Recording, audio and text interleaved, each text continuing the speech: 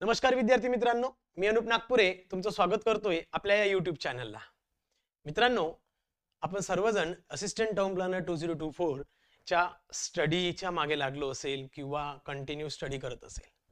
त्यासाठी आजचं एक महत्त्वाचं लेक्चर तुमच्यासाठी घेऊन आलोय। कारण आजच्या लेक्चरमध्ये आपण स्टडी करणार आहोत ITP इंटिग्रेटेड टाउनशिप प्रोजेक्ट। हा जो ITP चा जो पार्ट आहे हा 2022 आणि 2024 च्या एक्झामला जर रेफर केला तर यामध्ये थोडाफार फरक बघायला मिळेल। म्हणजेच काय, या एक्झाम मध्ये किंवा येणाऱ्या या एक्झाम मध्ये तुम्हाला ITP हे नवीन अमेंडमेंट नुसार स्टडी करायचं आहे। जर का तुम्ही जुनी ITP स्टडी केली असेल तर चिंता करू नका, टेन्शन घेऊ नका की इथे आता माझा टाइम वेस्ट झाला किंवा मी केलेला स्टडी वेस्ट होणार, असं काही टेन्शन घेत बसू नका। कारण नवीन अमेंडमेंट नुसार किंवा नवीन चेंजेस नुसार ITP मध्ये फार जास्त बदल झालेला नाही किंवा एक्झाम पॉइंट ऑफ व्ह्यू जर विचार केला तर तो मिनिमल एक्सपेक्टेड आहे। त्यामुळे त्यावर जास्त टेन्शन घ्यायची गरज नाही। आणि तो जो पार्ट आहे तो तुम्हाला मी या व्हिडिओ सिरीज मधून कंप्लीट करून देतो। ही ITP ची फर्स्ट व्हिडिओ सिरीज असेल अपडेटेड पार्टची, ज्यामध्ये तुम्हाला अपडेटेड पार्टच्या संदर्भात कोणते कोणते चेंजेस झाले आहे, कोणत्या पद्धतीचे चेंजेस झाले त्यावर आपण आजच्या लेक्चर मध्ये डिस्कस करणार आहोत। हा पहिला पार्ट ITP चा रिलेटेड असेल नवीन अमेंडमेंट नुसार। आपण ऑलरेडी ITP हा स्टडी केलेला होता, सेपरेटली स्टडी केलाय। म्हणजे आपली जी बॅच कंप्लीट झाली आहे ATP 2024 ची, यामध्ये सुद्धा आपण ITP खूप डीप जाऊन कंप्लीट स्टडी केलेला आहे। आउट ऑफ द पार्ट सुद्धा आपण काही पार्ट बघितला आहे रिगार्डिंग द ITP आणि त्याच्या विषयीचे जे काही चेंजेस आहेत ते तुम्हाला मी आजच्या लेक्चर मध्ये कंप्लीट करून देतोय। त्यामुळे पूर्ण लेक्चर प्रॉपर बघा। जर का कोणी चॅनलला सबस्क्राइब केलं नसेल तर प्लीज सबस्क्राइब करा, लाईक करा आणि खरंच जर का व्यवस्थित वाटत असेल तर कमेंट सुद्धा करा। तर मित्रांनो, आपण बघणार आहोत आज ITP integrated township project ITP with respect to the new amendment as per the UDCPR for the regional and development plan। म्हणजेच काय, ITP च्या केस मध्ये आज जो पार्ट बघणार हा नवीन अमेंडमेंट नुसार असणार, ज्यामध्ये रिजनल आणि डेव्हलपमेंट प्लान संदर्भात दोन्ही गोष्टी आपल्याला स्टडी करायचे आणि ITP कोणती कंडिशन स्टडी करतो, कोणत्या पार्ट साठी आपण बघतो, ह्या सर्व गोष्टी आपण आजच्या लेक्चर मध्ये क्लिअर करणार आहोत। तर मित्रांनो, सगळ्यात सुरुवातीला येते त्याची अप्लिकेबिलिटी।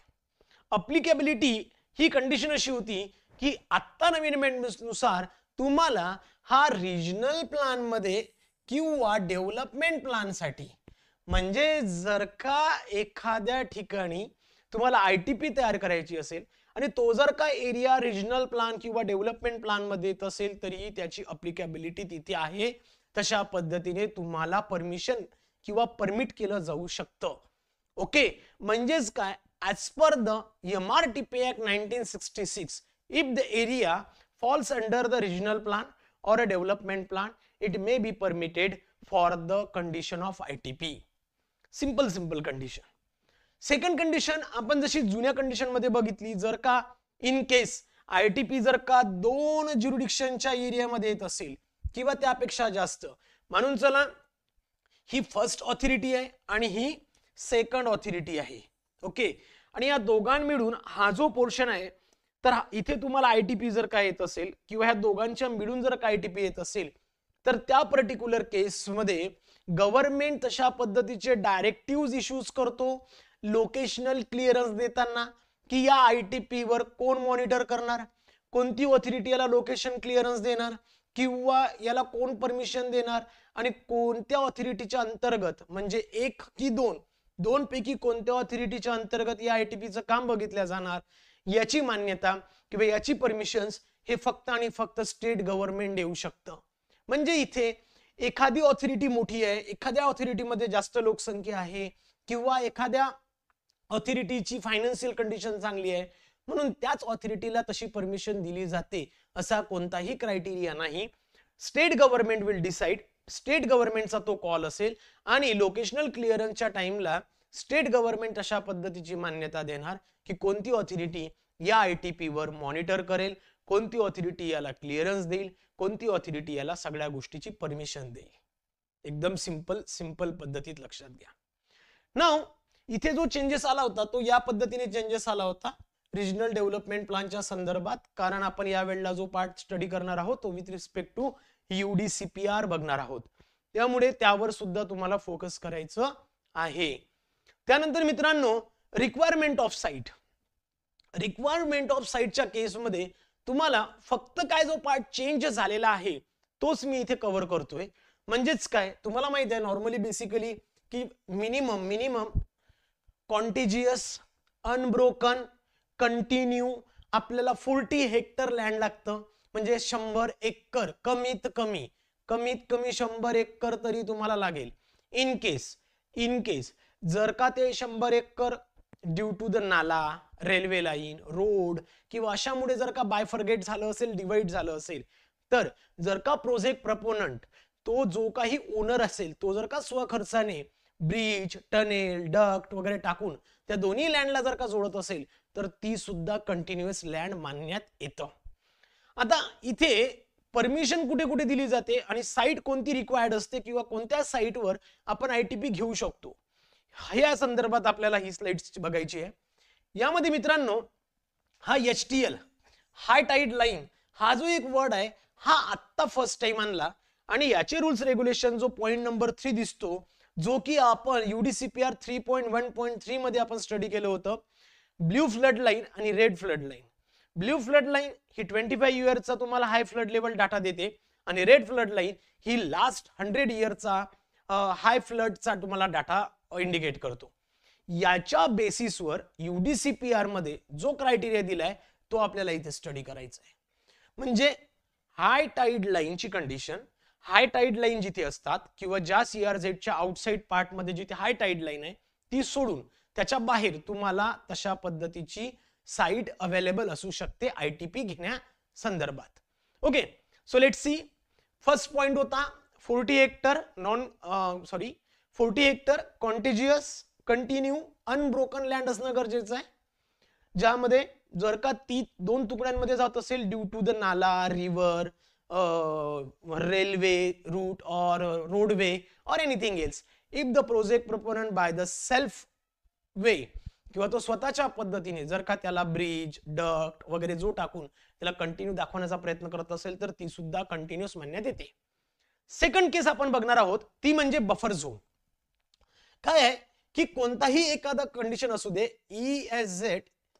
ESZ असू दे, म्हणजेच काय इको सेन्सिटिव्ह झोन, त्याचा जो बफर झोन आहे त्याच्या बफर झोनच्या रिस्ट्रिक्शनच्या बेसिसवर with respect to the permissible FSI तुम्हाला तशा पद्धतीचा buffer zone having some kind of restriction टाकून तुम्हाला तो अवेलेबल करून दिला जाऊ शकतो. सेकंड थिंग, मॅनग्रोव्ज जिथे आहे म्हणजेच बफर झोन ऑफ मॅनग्रोव्ज, तिथे तुम्ही सुद्धा अशा पद्धतीने ITP घेऊ शकता. त्यांच्या पद्धतीचे NOCs किंवा रिस्पेक्टिव्ह NOCs तुम्हाला तशा पद्धतीने घ्याव्या लागतील.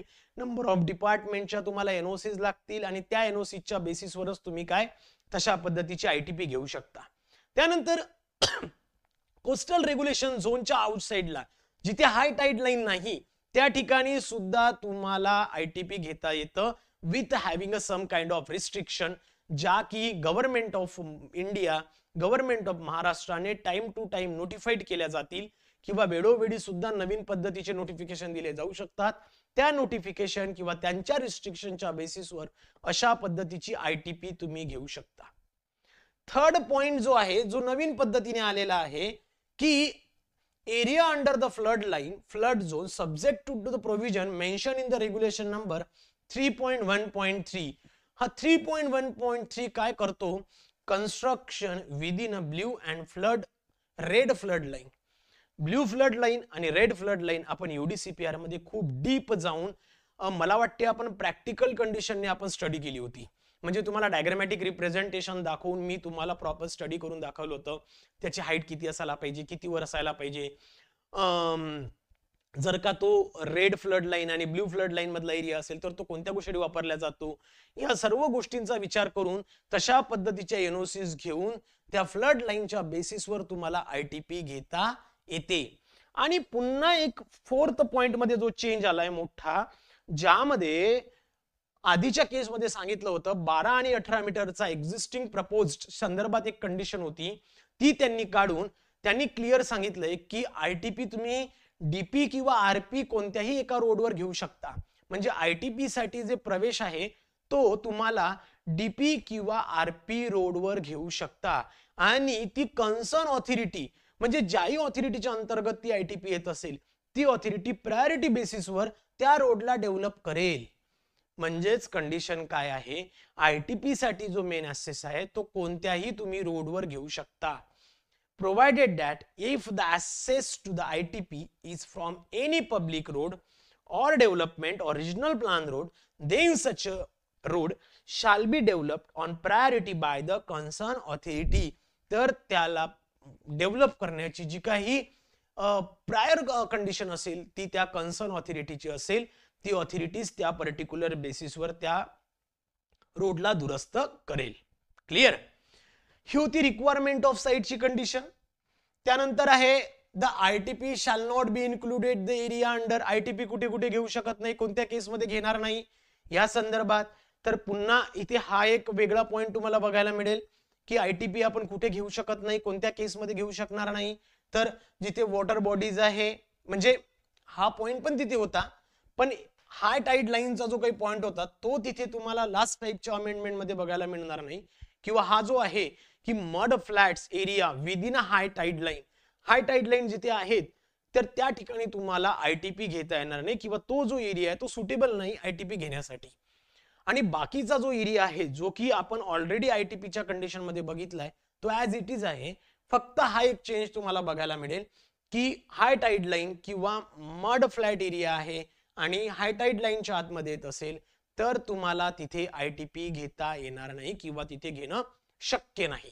Otherwise water bodies like river, creek, canal, reservoir, ETC, mangrove, tidal zone, mud flat area within HTL जर का असेल तर इथे तुम्हाला आयटीपी घेणं शक्य होणार नाही. अशा पद्धतीचा एक चेंज इथे तुम्हाला बघायला मिळेल. त्यानंतर आहे मित्रांनो permission and declaration of project by the state government. आता बघा, परमिशन आणि डिक्लेरेशन ज्या वेळेला तुम्हाला आयटीपीच्या संदर्भात दिल्या जाते किंवा आयटीपीच्या संदर्भात तुम्हाला ज्या वेळेला त्या संदर्भात परमिशन दिली जाईल किंवा तुमची आयटीपी आहे असं डिक्लेअर केलं जात असतं, त्यावेळेला 2 सेट आपल्याला डॉक्युमेंटचे द्यावे लागतात. त्या डॉक्युमेंटच्या सेटमध्ये हा एक नवीन पार्ट त्यांनी ऍड केला आहे जो तुमच्या स्क्रीनवर आता दिसतोय की टोटल एरिया ऑफ लँडचं तुम्हाला एरिया स्टेटमेंट देणं गरजेचं आहे. म्हणजेच आयटीपी जर तुम्ही घेत असेल तर ती किती एरियाच्या अंडर मध्ये आहे तिथे ते मेन्शन करणं गरजेचं आहे in the form of area statement. Second case यामध्ये दाखवलेली आहे की area covered by hill top, hill slope, CRZ, ESZ, ETC. किती एरिया हा हिल टॉप, हिल स्लोप असेल किंवा CRZ, ESZ च्या अंडर मध्ये असेल तर तो किती आहे त्याचा एरिया स्टेटमेंट तुम्हाला देणं गरजेचं आहे. Area under the various DP RP reservations म्हणजेच काय, किती एरिया डीपी आणि आरपीच्या रिझर्वेशन्स मध्ये गेलेला आहे किंवा किती एरिया त्यासाठी रिझर्व केला गेलाय त्या संदर्भातलं सुद्धा तुम्हाला एरिया स्टेटमेंट दाखवणं गरजेचं आहे. Plot area of 2% immunity space if any. जर का अम्युनिटी स्पेस साठी 2% प्लॉट एरिया जर सोडला असेल तर त्याचं सुद्धा तुम्हाला एरिया स्टेटमेंट तिथं दाखवणं गरजेचं आहे. Plot area and built up area allocations of each mandatory town level amenities. म्हणजेच काय, प्लॉट एरिया आणि बिल्टअप एरिया प्रत्येकाला कोणत्या माध्यमातून अलोकेट केला गेलाय किंवा कोणत्या कोणत्या बेसिसवर टाउन लेवल अम्युनिटीजवर तो युटिलाइज झालेला आहे या संदर्भातले तुम्हाला एरिया स्टेटमेंट फॉर्मॅट मध्ये 2 सेट कॉपी हे सबमिट करायचं आहे आणि त्यानंतरच तुम्हाला तशा पद्धतीची परमिशन दिली जाईल. म्हणजे हा जो एरिया स्टेटमेंटचा पार्ट आहे हा नवीन पद्धतीत तुम्हाला ऍड करून दिलेला आहे किंवा नवीन पद्धतीने तुम्हाला दाखवलेला आहे. क्लिअर? आय होप खूप सिंपल आहे, फार जास्त चेंज झालेले नाही. ज्या लोकांनी आधी पण एक्झाम दिली होती 2022 मध्ये त्यांना लक्षात येईल की हे किती इम्पॉर्टंट आहे आणि किती इम्पॉर्टंट नाही ते. क्लिअर? पुढे बघूया. परमिशन ज्या वेळेला दिली जाते बघा, त्यावेळेला परमिशन देताना गव्हर्नमेंट एक गोष्ट नवीन यामध्ये ऍड केली. High power committee. आता हाय पॉवर कमिटी काय असतो, एचपीसी, ते पण आपण पुढे बघणार आहोत एचपीसी काय असते. पण डायरेक्ट स्टेट गव्हर्नमेंट तुम्हाला परमिशन किंवा ही आयटीपी आहे असं डिक्लेअर किंवा घोषित करू शकत नाही. सुरुवातीला काय करेल, जर का अप्लिकेशन तुम्ही केलं असेल रिगार्डिंग द आयटीपी, म्हणजेच काय, या पर्टिक्युलर बेसिसवरनं तुम्ही डॉक्युमेंट सबमिट केले किंवा बाकीचे जे आहे भुवन इमेज, ओनरशिप सर्टिफिकेट वगैरे जे काय असतील नसतील, आपण जे आयटीपीला स्टडी केले होते त्या संदर्भातले डॉक्युमेंट ज्या वेळेला आपण सबमिट करू, त्या बेसिसवर इथे सगळ्यात एक मोठा चेंज आलेला आहे एचपीसीचा. एचपीसी काय आहे ते महत्वाचं आहे आणि एचपीसी मध्ये कोण कोण असतं ते सुद्धा महत्वाचं आहे. कदाचित क्वेश्चन तुम्हाला एचपीसी वर विचारला जाऊ शकतो की बाबा रे, एचपीसी कोणत्या फॉर्मॅट मध्ये कॉन्स्टिट्यूट केली जाते किंवा कन्सिस्ट केली जाते. त्यामुळे स्टेट गव्हर्नमेंट तुमच्या अप्लिकेशनच्या बेसिसवर एचपीसी म्हणजे हाय पॉवर कमिटी सोबत कन्सल्ट करेल. त्यांच्यासोबत कन्सल्टिंग केल्यानंतर त्यांच्या म्हणण्यानुसार किंवा त्यांनी दिलेल्या डिसिजन नुसार तुम्हाला लोकेशनल क्लिअरन्स हा डिक्लेअर केला जातो आणि तुमची आयटीपी आहे किंवा तुमची जागा आयटीपी साठी रिझर्व केलेली आहे किंवा हा प्रोजेक्ट आयटीपी म्हणून घोषित केला जाईल. आता नॉर्मली कंडिशन काय असते की एचपीसी जी आहे ही त्या पर्टिक्युलर केसमध्ये स्टेट गव्हर्नमेंट अपॉइंट करतं. त्या पर्टिक्युलर आयटीपीच्या संदर्भातले डॉक्युमेंट, तो project, scrutiny, monitoring, promotions, transition आणि आयटीपीच्या रिव्ह्यूजच्या संदर्भात याच्यासाठी तिथं त्याला नेमणूक केलं जात असतं. आता त्यांच्यासोबत स्टेट गव्हर्नमेंट कन्सल्ट करेल, त्यानंतर तुम्हाला तशा पद्धतीने आयटीपी घोषित करेल, त्यानंतर तुम्हाला तशा पद्धतीचं लोकेशनल क्लिअरन्स दिल्या जाणार. आणि एक वेळाचं जर का तुम्ही अप्लिकेशन केलं असेल तर ते रिजेक्ट सुद्धा होऊ शकतं आणि त्याचा कालावधी 90 दिवसाचा असू शकतो. म्हणजेच काय, एक तर तुम्ही अप्लिकेशन केलं तेव्हापासून 90 दिवसाचा किंवा त्या मध्यंतरी जर का तुम्हाला गव्हर्नमेंटने काहीतरी तुमच्या सोबत डिस्कशन झालं असेल तिथून 90 दिवस, जो कोणता काळ मोठा असेल त्याला पकडून तुम्हाला ते रिजेक्ट पण करू शकतात किंवा त्यांनी त्या पर्टिक्युलर डेटच्या मधात तुम्हाला तशा पद्धतीची परमिशन किंवा रिजेक्शन करणं गरजेचं आहे. ही एक कंडिशन यामध्ये ऍड केलेली आहे. आता हाय पॉवर कमिटी आपल्याला खूप महत्वाची आहे की बाबा रे, हाय पॉवर कमिटी आहे कोण, कोण कोण असतं. तर सगळ्यात कंडिशन पहिली आहे, यामध्ये असतो प्रिन्सिपल सेक्रेटरी म्हणजे प्रधान सचिव. प्रधान सचिव हा त्या पर्टिक्युलर एचपीसीचा चेअरमन असतो मित्रांनो.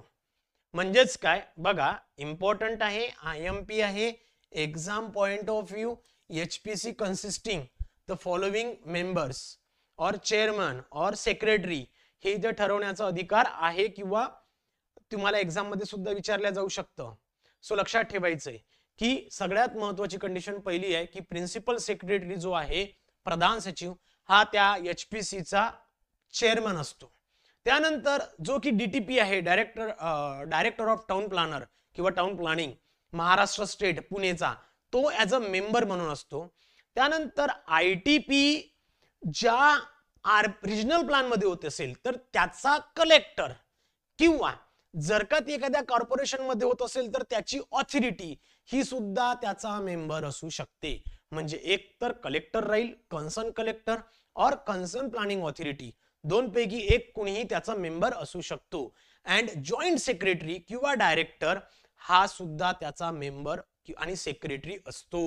लक्षात घ्या, चार या चौघां मिळून नॉर्मली काय की तशा पद्धतीची एसपीसी फॉर्म होते आणि या एचपीसी सोबत कन्सल्ट केल्यानंतरच गव्हर्नमेंट त्याला लोकेशनल क्लिअरन्सची मान्यता देते आणि त्या लोकेशनल क्लिअरन्सच्या बेसिसवर ती आयटीपी आहे असं डिक्लेअर किंवा घोषित केलं जाऊ शकतं. Locational clearance for all new ITPs proposal and proposals as per transition policy is to be granted by the state government after consulting the above high power committee. म्हणजेच काय, कोणत्याही नवीन आयटीपी साठी आता एचपीसी एक अपॉइंट केली. आधीच्या कंडिशन मध्ये ही HPC नावाची कंडिशन नव्हती किंवा अशी कोणतीही कमिटी नव्हती, आता ती ऍड झालेली आहे. त्यामुळे इम्पॉर्टंट आहे, कदाचित याच्यावर क्वेश्चन विचारला जाऊ शकतो. चेअरमन कोण असतो तर लक्षात ठेवायचं, किंवा कन्सर्न कलेक्टर किंवा कन्सर्न प्लॅनिंग ऑथॉरिटी, दोन पैकी काही पण असू शकेल. क्लिअर? चेअरमन असेल प्रिन्सिपल सेक्रेटरी, डोक्यात फिट्ट करून ठेवा. ओके. त्यानंतर जो सेकंड पार्ट आहे मित्रांनो, तो आपण आपल्या पुढच्या लेक्चरमध्ये बघू. तोपर्यंत आजच्या लेक्चरसाठी थांबूया. जर का तुम्हाला खरंच काही हा लेक्चर आवडत असेल किंवा तुम्हाला अजून नवीन व्हिडिओज लागत असेल तर तुम्ही मला प्लीज कमेंट करा आणि जर लेक्चर आवडत असेल तर लाईक सुद्धा करा. तोपर्यंत थांबूया. भेटू आपल्या पुढच्या लेक्चरमध्ये. Thank you. Have a great time. Thank you guys.